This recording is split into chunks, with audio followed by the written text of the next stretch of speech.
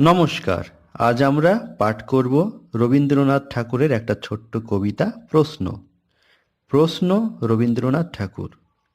মাগো আমায় ছুটি দিতে বল, সকাল থেকে পড়ছি যে মেলা। এখন আমি তোমার ঘরে বসে করব শুধু পড়া পড়া খেলা। তুমি বলছো দুপুর এখন সবে, না হয় যেন সত্যি হলো তাই।